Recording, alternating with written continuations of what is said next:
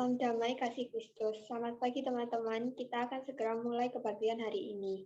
Walaupun kita tidak berkumpul di satu tempat seperti kebaktian biasanya, kita boleh yakin dan percaya asalkan hati kita sungguh-sungguh beribadah kepada Tuhan. Maka Tuhan hadir di hati kita masing-masing. Mari kita ambil saat teduh sejenak sebelum memulai ibadah kita.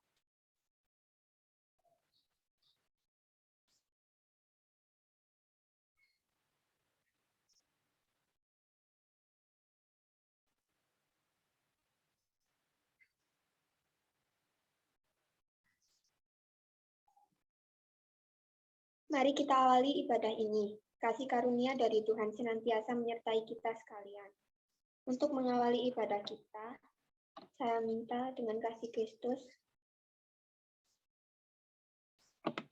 Tia untuk berdoa.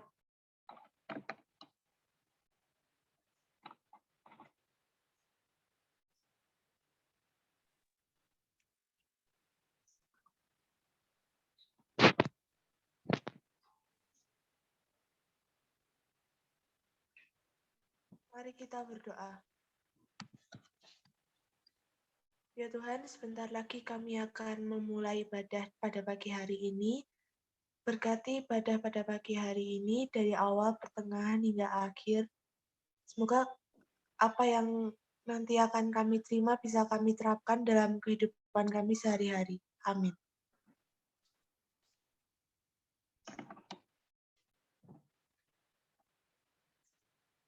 Selanjutnya, mari kita pujikan lagu pertolongan-Mu sebagai pujian pembuka kita.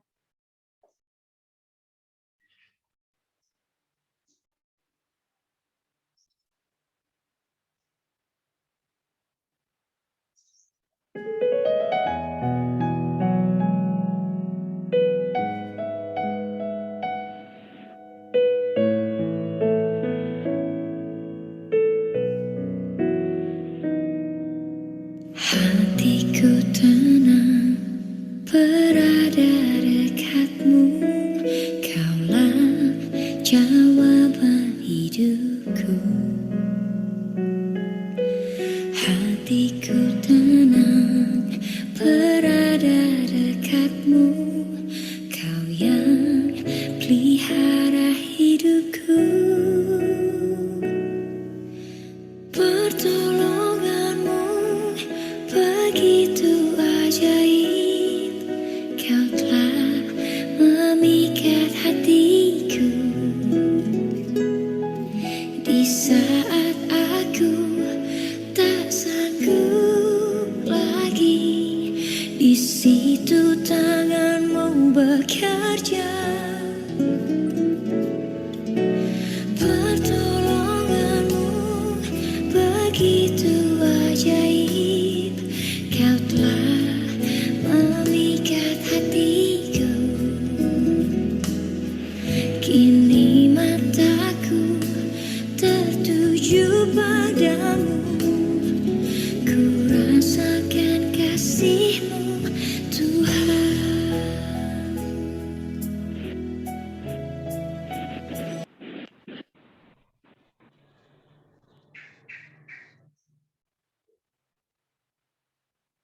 Di dalam kondisi pandemi seperti ini, kita harus tetap beriman bahwa Tuhan tetap senantiasa beserta kita. Kita akan menerima berita anugerah dan petunjuk baru. Untuk berita anugerah terambil dari Yesaya 1 ayat 18. Yesaya 1 ayat 18. Marilah, baiklah kita berperkara. Sekalipun dosamu merah seperti keminci, akan menjadi putih seperti salju. Sekalipun berwarna merah seperti kain kesumba, akan menjadi putih seperti bulu domba.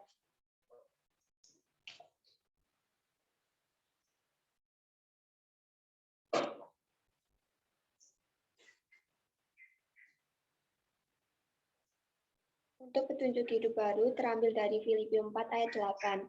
Jadi akhirnya saudara-saudara, semua yang benar, semua yang mulia, semua yang adil, semua yang suci, semua yang manis, semua yang sedap didengar, semua yang disebut kebajikan dan patut dipuji, pikirkanlah semuanya itu. Setelah menerima berita anugerah dan petunjuk hidup baru, kita akan mendengarkan firman Tuhan yang akan disampaikan oleh Mas Eka. Sebelum menerima firman Tuhan, mari kita berdoa.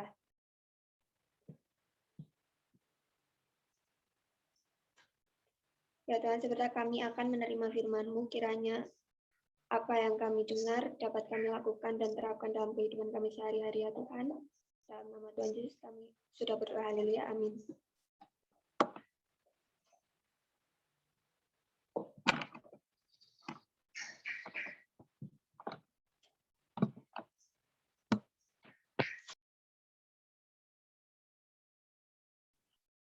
Shalom semuanya. Kedengeran nggak ya suaraku? Kedengeran. Oke. Ya, selamat pagi semuanya. Gimana kabarnya? Baik ya? Sehat semua toh? Iya. Oke, senang sekali bisa bertemu teman-teman kembali dalam ibadah remaja hari ini. Hari ini kita akan belajar temanya yaitu jangan galau. Nah, aku mau tanya dulu nih, siapa teman-teman di sini yang pernah galau? Siapa? Siapa yang pernah galau?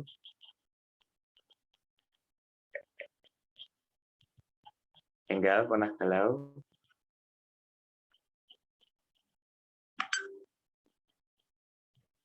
Dia pernah galau, dia?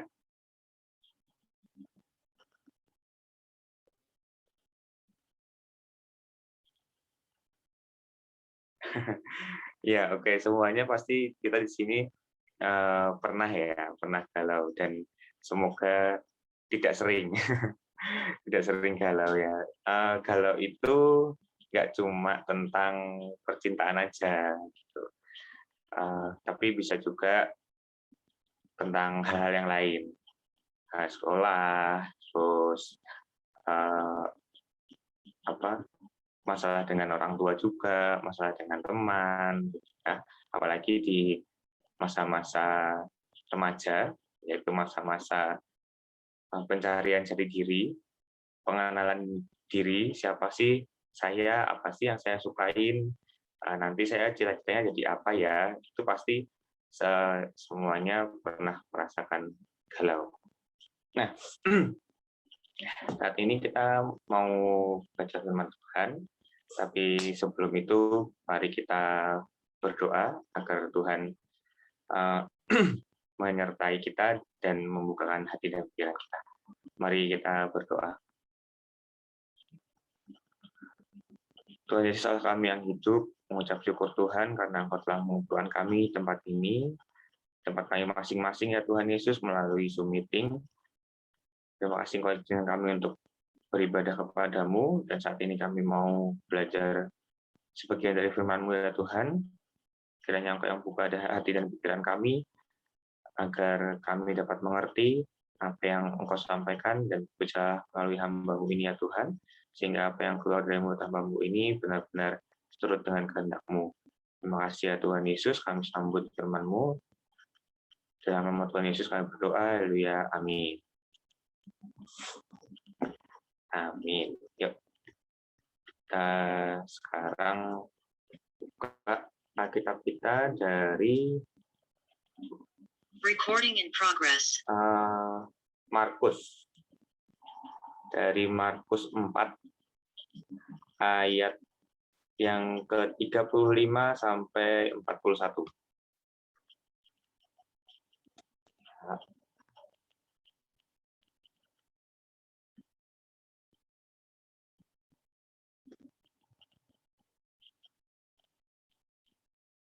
Sudah ketemu?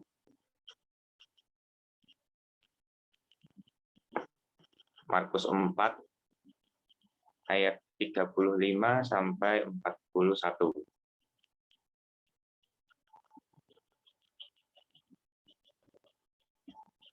Sudah ketemu semua? Yang udah ketemu bilang puji Tuhan. Puji Tuhan. Puji Tuhan. Iya, puji Tuhan. Ketemu semua ya. Yuk kita mau baca bareng-bareng.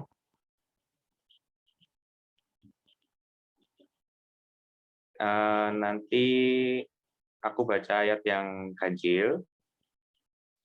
Teman-teman baca ayat yang genap ya. Oke, udah ketemu semua. Yuk kita baca. Angin ribut diredakan. Pada hari itu, waktu hari sudah petang, Yesus berkata kepada mereka, marilah kita bertolak ke seberang. Mereka meninggalkan orang banyak itu, lalu bertolak dan membawa Yesus beserta dengan mereka dalam perahu di mana Yesus telah duduk, dan perahu-perahu lain juga menyertai Dia. Lalu mengamuklah taufan yang sangat dahsyat, dan ombak menyembur masuk dalam perahu, sehingga perahu itu mulai penuh dengan air. Pada waktu itu, Yesus sedang tidur di buritan di sebuah tilam. Maka murid-muridnya membangunkan Dia dan berkata kepadanya, "Guru, engkau tidak peduli kalau kita binasa?" Ia pun bangun, menghardik angin itu, dan berkata kepada danau itu, diam, tenanglah. Lalu angin itu reda, dan danau itu menjadi teduh sekali. Lalu Ia berkata kepada mereka, "Mengapa kamu begitu takut? Mengapa kamu tidak percaya?" Mereka menjadi sangat takut dan berkata seorang kepada yang lain, siapa ini, sehingga angin dan danau pun taat kepadanya. Amin. Demikian pembacaan firman kita. Ya, benar ya, aku mau share screen dulu.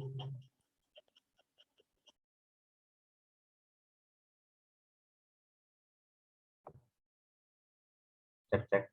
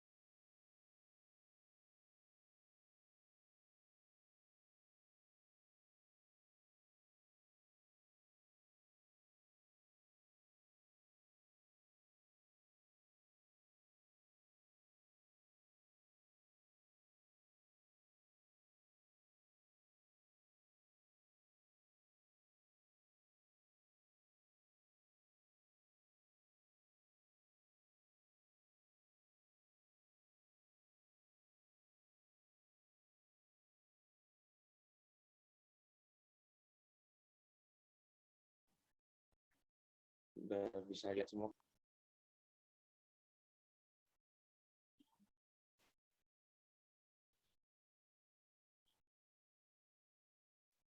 Iya, udah bisa lihat semua ya. Udah masuk belum? Share screen-nya. Sudah.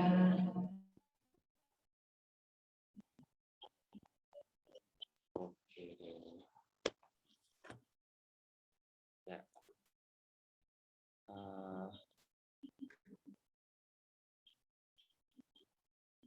Jadi tema hari ini adalah jangan galau.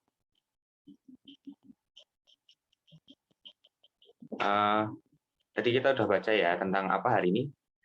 Firman cerita kita hari ini adalah tentang Tuhan Yesus yang berlayar bersama murid-muridnya di sebuah danau, dan kemudian di tengah jalan itu danaunya ada angin mengamuk, kemudian murid-murid panik dan Tuhan Yesus bangun menghadapi danau itu, kemudian jadi tenang. Ya, coba kita lihat satu-satu.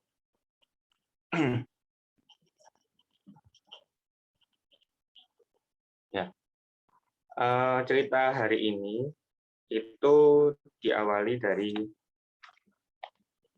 kata-kata Tuhan Yesus yang mengatakan bahwa marilah kita bertolak ke seberang. Ya, marilah kita bertolak ke seberang. Nah, kenapa sih kok Tuhan Yesus bilang marilah kita bertolak ke seberang? Jadi aku ceritain dulu. Kalau teman-teman baca di perikop-perikop sebelumnya, Tuhan Yesus itu sedang berada di tepian danau, gitu ya, disebut tepian danau. Di tepian danau itu banyak orang yang menghampiri dia. Banyak orang yang menghampiri dia karena ingin mendengarkan Tuhan Yesus itu berkhotbah. Nah, sampai-sampai mungkin saking banyaknya orang itu mepet Tuhan Yesus, sampai Tuhan Yesus itu udah benar-benar mepet sama air, gitu. Mepet sama air. Jadinya Tuhan Yesus itu naik ke perahu, dan Tuhan Yesus mengajar di atas perahu, gitu ya. Nah, perahu. Setelah itu Tuhan Yesus mulai mengajar di situ dari pagi sampai petang. Ya, ini dikatakan di ayat yang ke-35 di ayat ini, pada hari itu waktu hari sudah petang. Jadi Tuhan Yesus itu ngajar di atas perahu itu dari pagi sampai sore gitu, sampai sore udah mau malam gitu. Nah, terus Tuhan Yesus itu setelah ngajar bilang sama murid-muridnya, marilah kita bertolak ke seberang. Nah, teman-teman di sini jangan membayangkan danau itu yang dilalui Tuhan Yesus itu kayak danau kecil gitu ya, kayak danau-danau di Indonesia gitu. Tapi danau di sana tuh luas sekali. Luas sekali, bahkan tadi di cerita itu dibilangin ada ombaknya gitu. Jadi hampir kayak laut ya. Jadi lebar danaunya itu luas gitu. Nah, terus Tuhan Yesus itu bilang, marilah kita bertolak ke seberang. Jadi Tuhan Yesus itu ngajakin ke seberang. Nah, seberang danau itu mungkin dari antara murid-murid Tuhan Yesus yang menyertai Tuhan Yesus itu ada yang udah pernah ke sana, tapi mungkin ada juga yang belum gitu. Jadi artinya apa? Di seberang danau itu merupakan tempat yang asing gitu. Yang ada yang belum pernah ke sana. Tempat yang nggak tahu nanti ketemu orang kayak apa, nggak tahu nanti ketemu berapa orang yang ada di sana, kemudian nggak tahu tempatnya seperti apa, gitu ya. Karena orang menyeberang danau itu kalau nggak ada tujuannya zaman dulu ya, karena orang menyeberang danau itu kalau nggak ada tujuannya nggak bakalan nyeberang danau, gitu. Nggak bakalan ke sana cuma buat main gitu, nggak. Karena nyebrang danau pun itu susah gitu, dulu ya. Jadi di seberang danau itu adalah tempat yang asing gitu. Nah, Tuhan Yesus mengajak murid-muridnya untuk ke seberang agar pelayanannya itu tidak cuma berhenti di tepi danau, dan orang-orangnya itu nggak cuma Tuhan Yesus itu nggak cuma melayani orang-orang yang ada di tepian danau tadi. Gitu. Kan sebenarnya udah ada orang banyak ya tadi yang di tepi danau yang dengerin khotbahnya Tuhan Yesus di atas perahu itu udah banyak gitu. Nah, tapi Tuhan Yesus itu nggak pengen cuma sampai di situ aja. Tuhan ngajakin murid-muridnya buat ke seberang. Nah, artinya apa? Pergi ke seberang itu artinya adalah keluar dari zona nyaman. Sebenarnya Tuhan Yesus bisa aja kan, nggak usah ngajakin murid-muridnya ke seberang danau. Bisa aja. Tuhan Yesus sudah tiap hari di situ aja, di atas perahu itu aja. Pasti nanti banyak orang-orang yang datang karena eh, beritanya Tuhan Yesus itu tersampaikan dari mulut ke mulut gitu ya, dari mulut orang-orang gitu. Dan pasti nanti tambah banyak lagi orang yang akan datang ke tempat itu. Nah, sebenarnya Tuhan Yesus bisa aja cuma di situ nyampaikan firman, membuat mukjizat itu di atas perahu itu. Tapi Tuhan Yesus nggak mau pelayanannya cuma sampai situ aja. Tuhan Yesus pengen menjangkau orang-orang yang ada di luar situ. Jadi Tuhan Yesus itu bertolak ke seberang, keluar dari zona nyaman.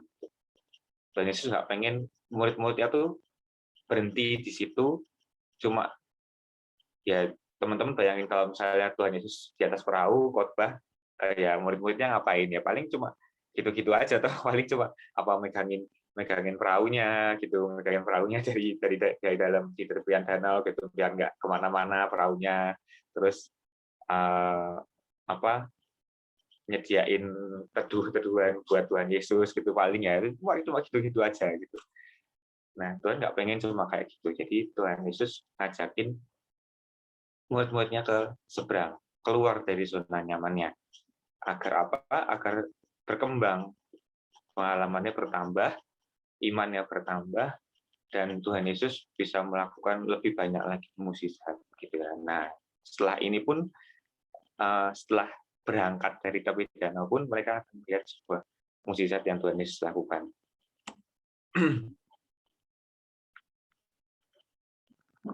Kemudian yang kedua, ya,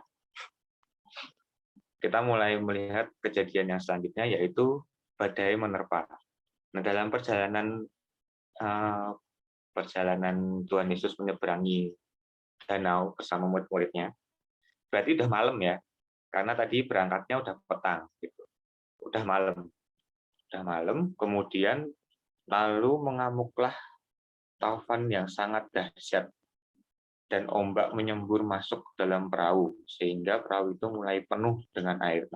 Bisa dibayangin ya teman-teman ya, kejadiannya di saat itu tuh malam, gelap, zaman dulu nggak ada lampu, di dalam perahunya itu juga nggak ada lampunya, itu jadi gelap, semuanya gelap, dan dikatakan di situ taufannya sangat dahsyat, jadi anginnya besar sekali dan ada ombaknya, jadi ya terombang-ambing gitu kapalnya yang dinaikin Tuhan Yesus tuh terombang-ambing, ombaknya masuk, kemudian perahunya itu mulai penuh dengan air.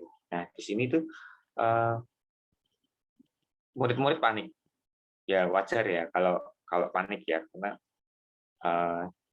itu udah malam dan keadaannya seperti itu. Murid-murid itu panik, tidak percaya mereka bisa selamat.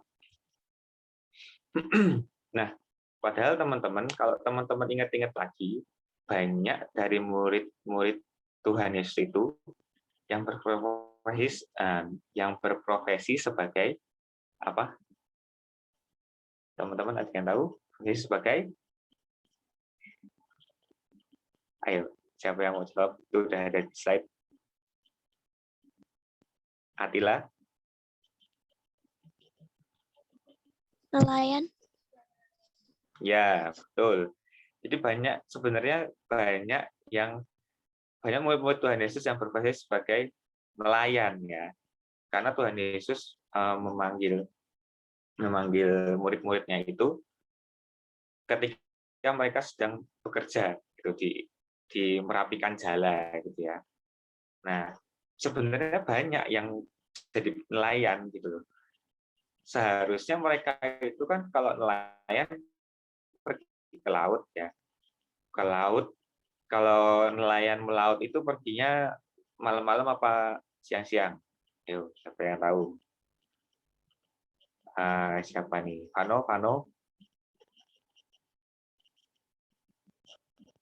Halo, Vano? Ya, Ya, aku mau tanya nih, nelayan itu kalau pergi melaut itu siang hari atau malam hari? malam.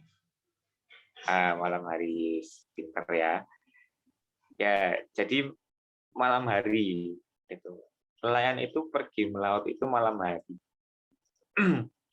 Dan pasti di tengah laut itu mereka bertahun-tahun melaut itu nggak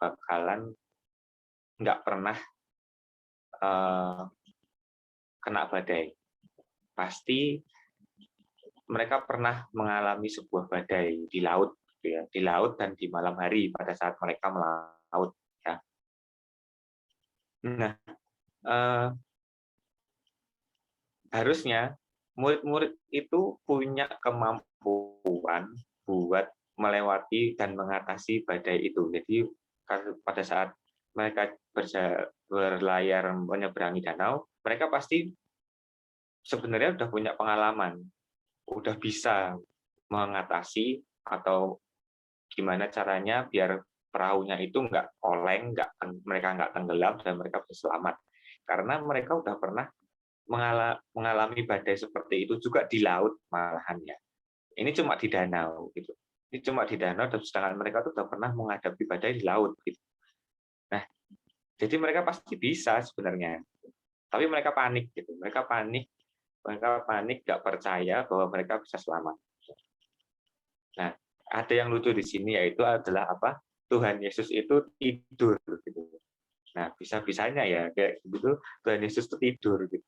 Ini sebuah hal yang menurut saya sih lucu gitu ya. Tapi kalau dipikir-pikir lagi, Tuhan Yesus kenapa bisa tidur di situ?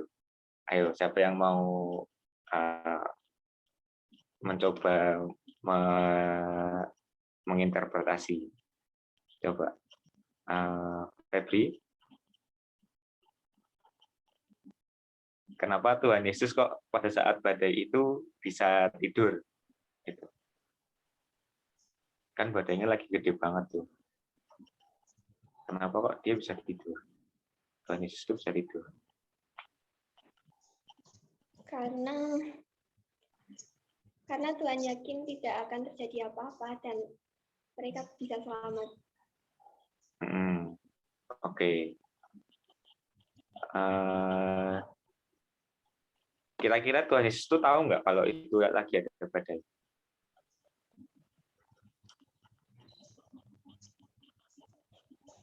Ya. Ya. Oke, makasih Febri. Jadi benar ya, benar banget ya, karena ya Tuhan Yesus tuh tahu gitu kalau itu ada badai gitu. Tapi kenapa Tuhan Yesus tidur? Tuhan Yesus tidur tuh pertama karena Tuhan Yesus capek ya.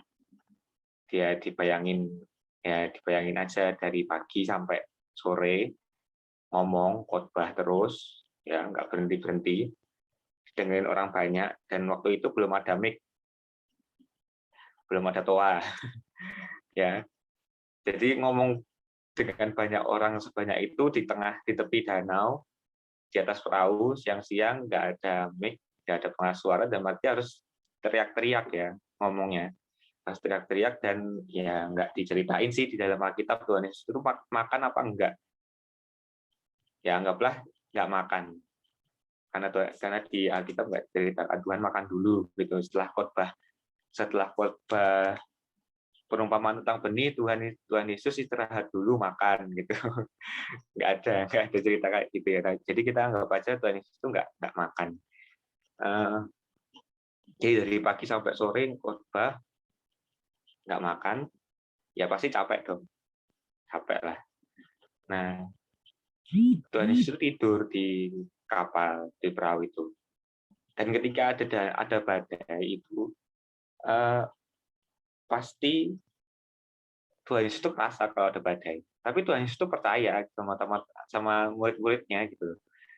Karena apa ya? Karena murid-muridnya itu udah berpengalaman, pasti udah berpengalaman dan pasti percaya. Terus Tuhan Yesus itu juga percaya ketika Tuhan Yesus itu pergi, pasti kuasa Allah itu menyertai. Jadi mereka pasti selamat, nggak bakalan tidak akan selamat karena Tuhan Yesus percaya Allah menyertai. Ya, jadi bukan tidak peduli ya, karena murid-murid Tuhan Yesus itu berpikiran gini, di ayat yang ke-38 bilang, "Guru, engkau tidak peduli kalau kita binasa." Nah, jadi murid-muridnya Tuhan Yesus itu salah tangkap dengan Tuhan Yesus itu tidur, mereka berpikiran bahwa Tuhan Yesus itu nggak peduli sama mereka, bodoh amat gitu. Yang penting aku udah khotbah, aku mau tidur sekarang.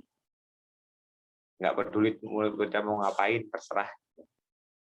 Mau kita sampai di seberang tinggal papannya doang, tinggal layarnya doang, nggak peduli gitu. Ada berapa orang yang mati, nggak peduli gitu. Bukan kayak gitu ya, tapi Tuhan Yesus itu percaya sama murid-muridnya gitu, bahwa mereka tuh mampu melewati badai dan pasti karena Allah menyertai, Allah itu pasti juga memampukan mereka. Ya, oke. Lanjut. Nah, apa yang dilakukan Tuhan Yesus setelah muridnya bilang, Guru, engkau tidak peduli kalau kita binasa. Nah, setelah itu Tuhan Yesus bangun ya. Tuhan Yesus bangun.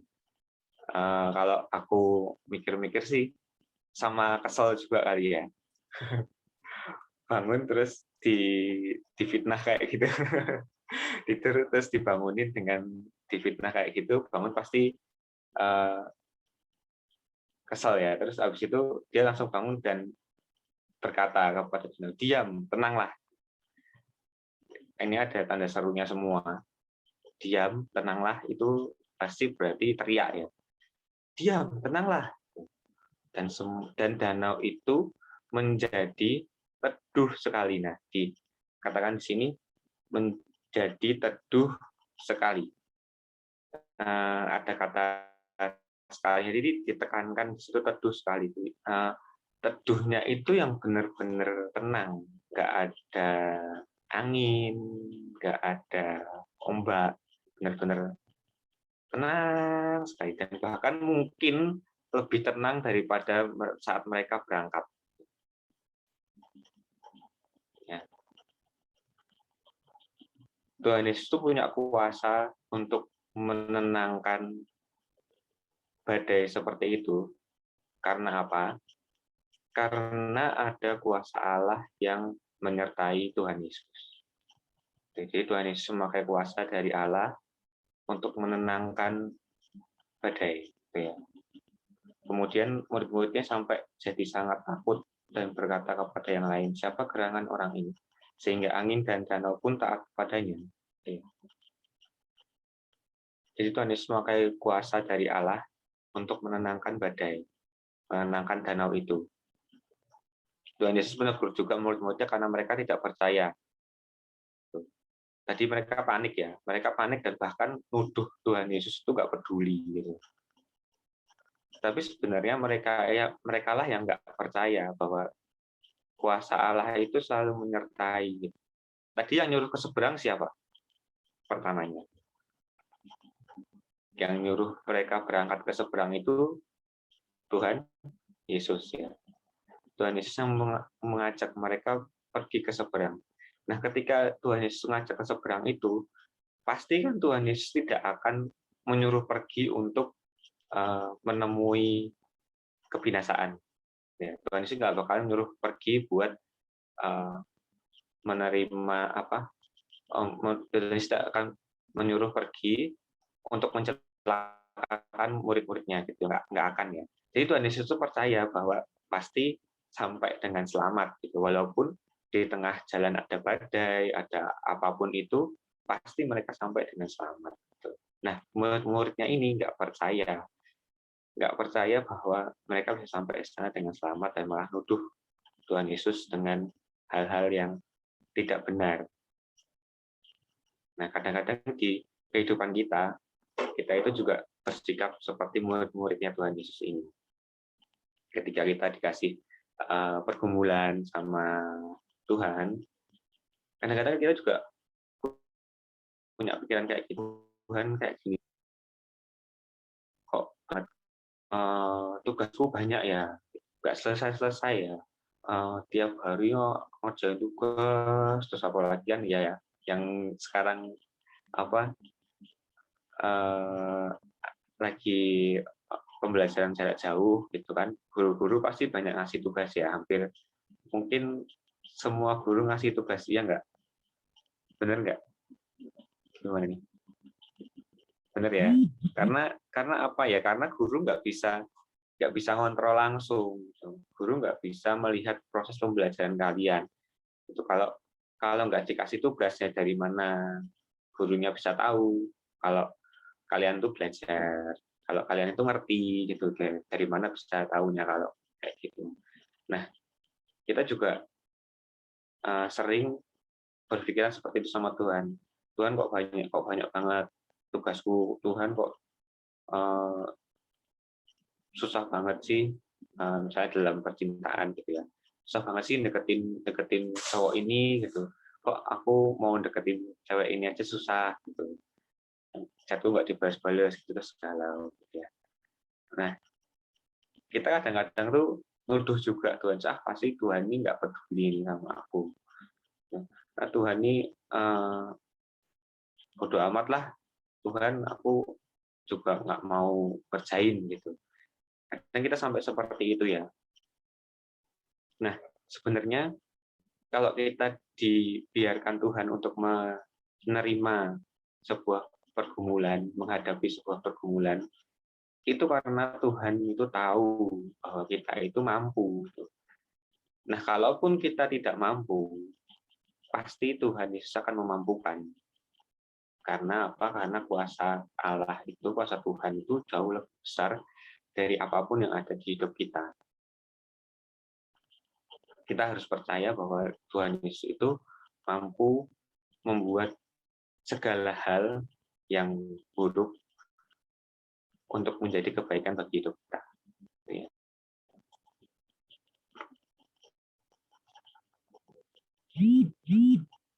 Nah, oke.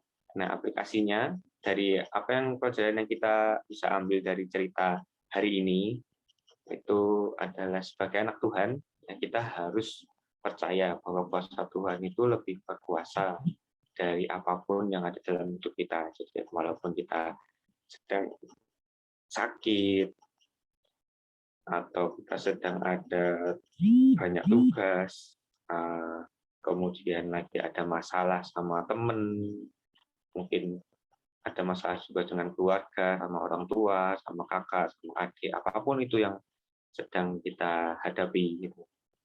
Kita harus selalu percaya bahwa kuasa Tuhan itu jauh lebih berkuasa. Gitu ya. Nah, tadi juga di tema kita hari ini adalah jangan galau. Nah, kuasa Tuhan itu tidak cuma berkata bahwa kita bisa melalui setiap percobaan, tapi ketika kita galau menentukan sebuah pilihan, gitu ya. Yang sekarang kelas 3, ada nggak ya? Yang sekarang kelas 3 SMP, kelas 9, ada ya? Nah, ya, tuh. Itu mungkin kebingungan ya, sekarang mau masuk SMA mana gitu ya, bingung. Terus ada zonasi juga, wah mau masuk ke sekolah ke SMP 1, tapi kok zonasinya nggak masuk gitu. Mau masuk ke SMP 8, tapi kok nilainya kurang. Nah, banyak gitu ya, banyak kegalauan. Itu masalah sekolah. Terus kemudian bisa juga masalah tentang kebimbangan tentang cita-cita ya. Mulai anak-anak SMP sekarang tuh lebih maju pikirannya daripada zaman saya SMP. zaman aku SMP mungkin masih mikirnya mau main apa ya, nggak berpikir buat cari duit gitu. Nah, kalau anak-anak sekarang tuh, anak-anak SMP zaman sekarang tuh lebih canggih ya. Pikirannya tuh lebih dewasa daripada anak-anak SMP zaman dulu. Aku percaya kayak gitu sih. Banyak anak-anak SMP yang udah jadi YouTuber, banyak anak SMP yang udah jadi selebgram, gitu kan. Ya. Nah, di antara semuanya itu pasti juga ada kebimbangan tentang cita-cita, salah satunya. Mau jadi apa besok, terus mau menekuni hobi apa gitu. Saya sekarang aku pengen bisa musik nih gitu. Tapi nanti aku bisa jadi pemusik yang ahli nggak ya gitu. Atau aku besok mau jadi dokter gitu. Tapi kok kayaknya dokter belajarnya susah ya, harus pinter banget ya. Kok aku kan padahal nggak pinter-pinter amat gitu. Ngitung aja susah gitu. Matematika aku nilainya jelek gitu. Apa aku bisa ya jadi dokter ya? Ah ganti aja jadi yang lain jadi YouTuber kayaknya seru tuh gajinya gede gitu. Tapi aku nggak tahu mau bikin konten apa. Gitu. Nah, itu sebuah pergumulan yang membuat kita tuh bisa jadi galau. Aku mau sampaikan ke teman-teman bahwa jangan sampai kegalauan itu membuat kita tidak bergerak. Ya, jangan sampai kebimbangan itu membuat kita nggak memutuskan apa-apa. Kita harus tetap memutuskan sesuatu. Kita harus tetap melangkah. Seperti kayak Tuhan Yesus tadi.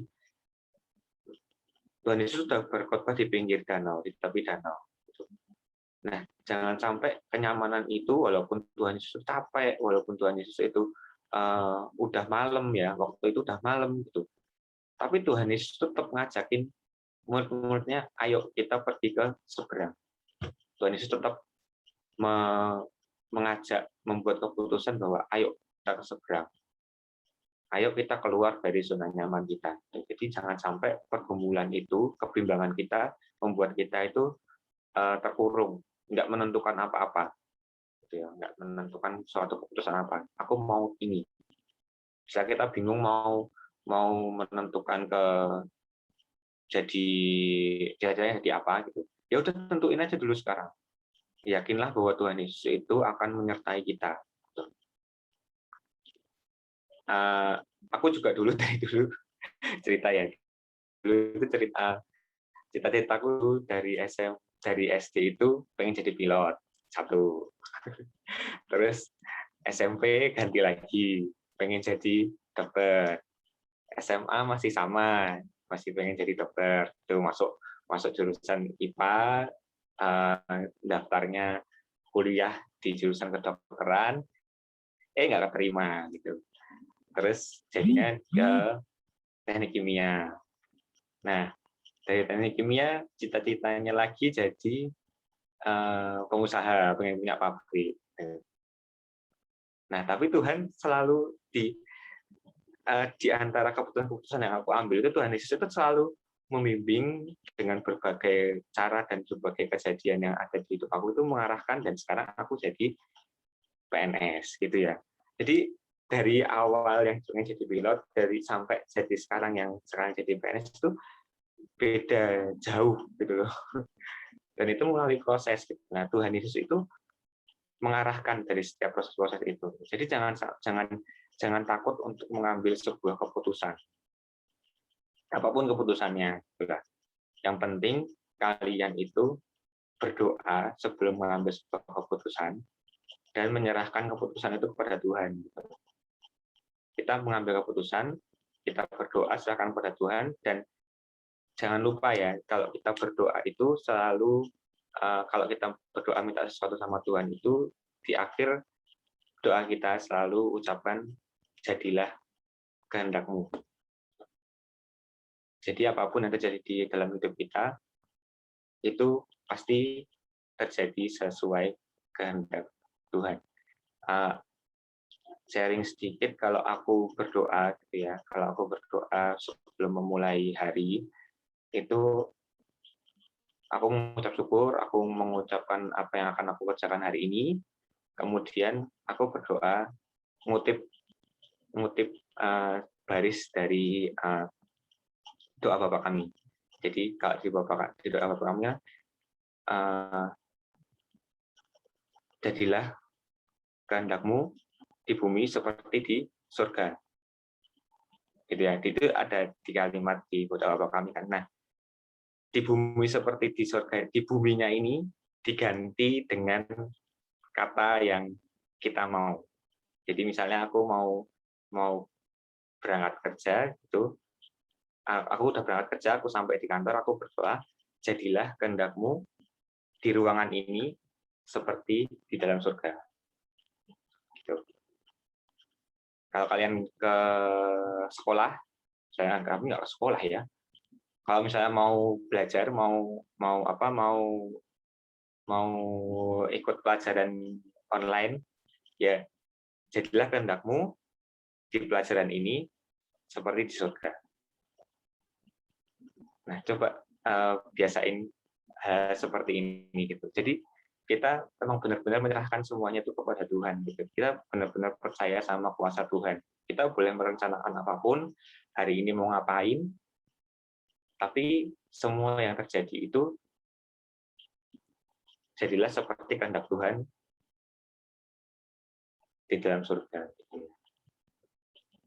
Nah, itu sedikit tips dari kebiasaan yang aku lakukan. Kemudian tidak ada yang bisa menggagalkan rencana Tuhan. Kita pasti bisa melalui badai sesulit apapun karena Tuhan memampukan kita. Nah, ketika kita sudah memutuskan sesuatu, kayak tadi ketika Tuhan Yesus sudah memutuskan buat pergi ke seberang, di dalam perjalanannya itu pasti nggak akan semulus seperti yang kita rencanakan. Pasti akan ada suatu cobaan, ada suatu kendala yang menghambat teman-teman kita, dari diri kita sendiri, dari orang tua, apapun itu, pasti kita bisa melalui badai itu karena Tuhan Yesus memampukan kita. Karena Tuhan Yesus itu berjanji untuk menyertai kita apapun situasi yang kita hadapi. Jadi teman-teman jangan galau, jangan takut, ya. Tuhan pasti punya rencana yang indah. Walaupun nanti misalnya yang sekarang kelas 9 keterima di SMP yang mungkin bukan harapannya, bukan yang didoakan gitu. Tapi percayalah bahwa Tuhan Yesus itu punya rencana yang indah di akhir nanti. Tetap bersyukur, tetap bersyukur dan tetap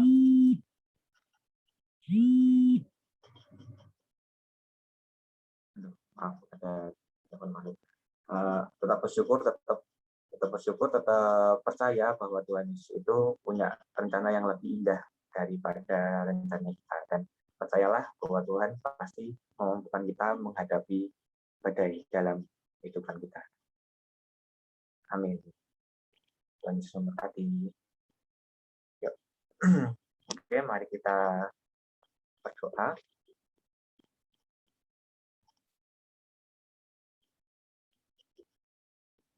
Tuhan Yesus, terima kasih Tuhan, Kau telah mengizinkan kami belajar sebagian dari firman-Mu.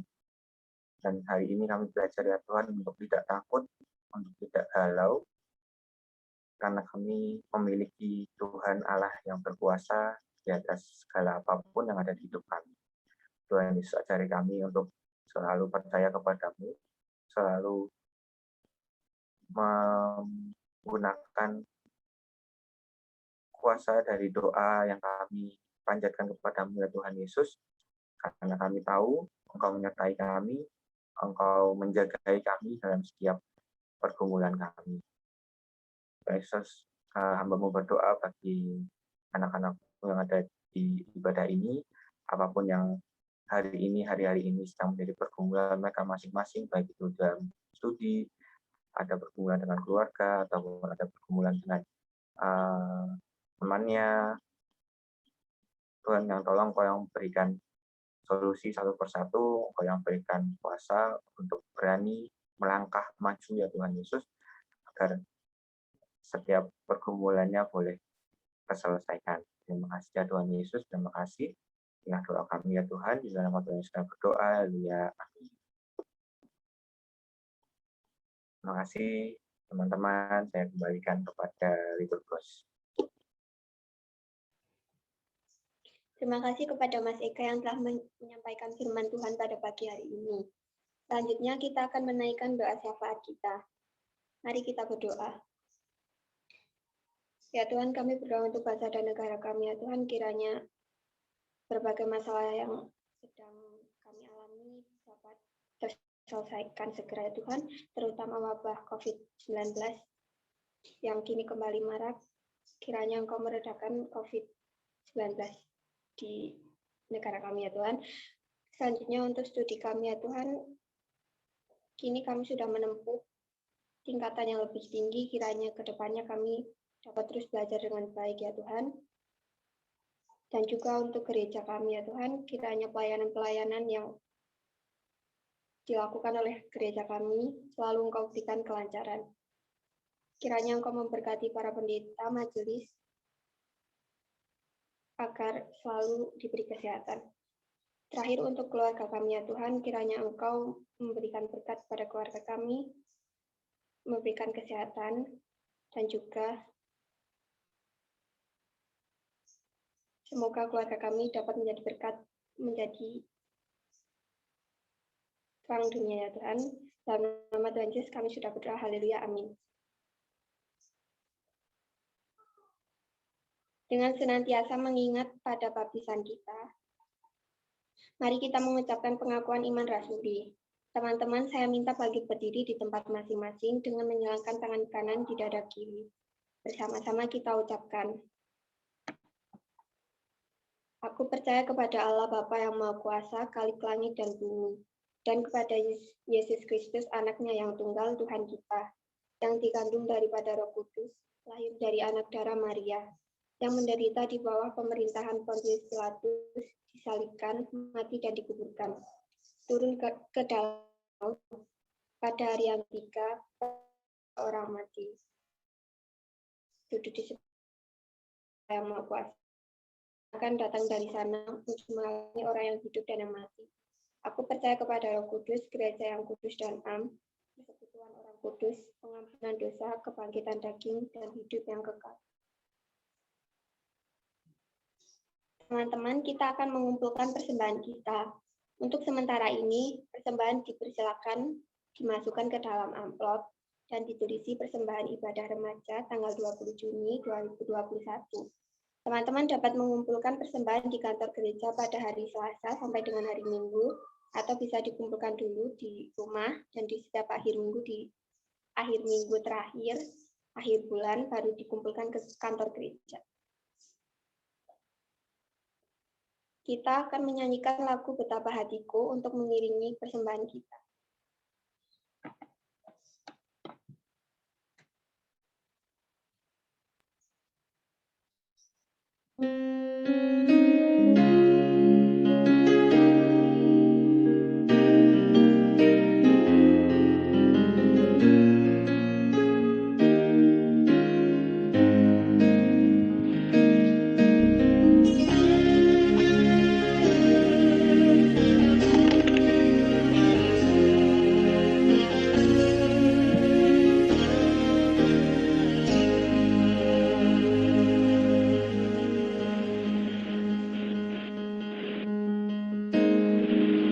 Betapa hatiku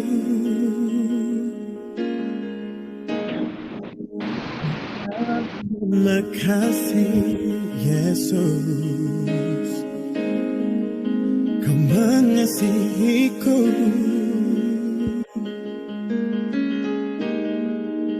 Kau memilikiku.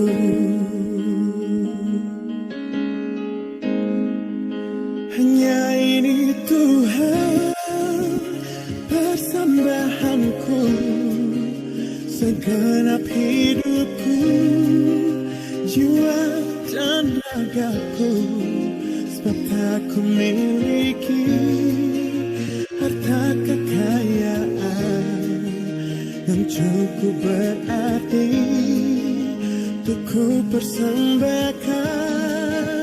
Hanya ini Tuhan permohonanku, terimalah Tuhan persembahanku, pakailah hidupku sebagai alatmu seumur hidupku.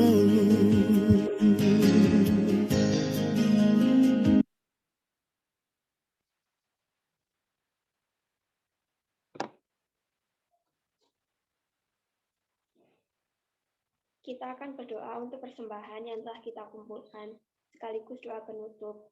Saya minta dengan kasih Kristus, Fano untuk berdoa.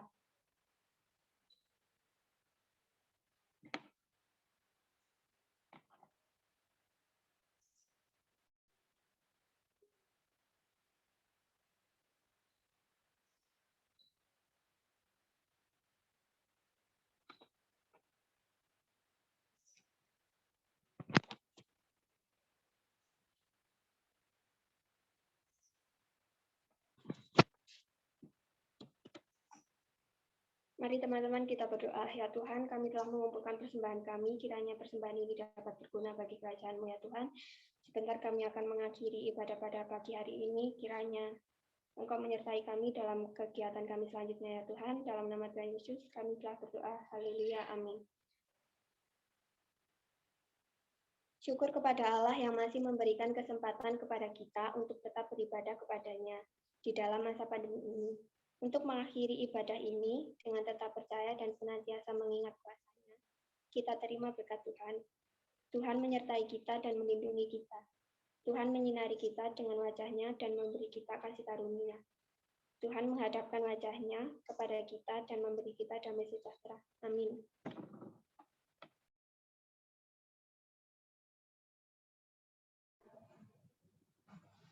Terima kasih buat Mas Ega dengan firman-Nya pada pagi hari ini.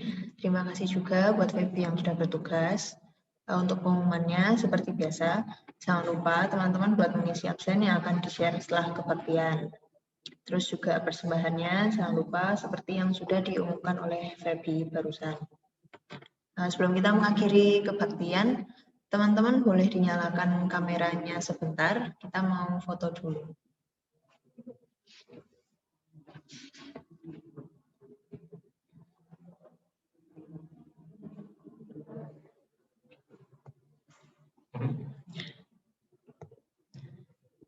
Satu,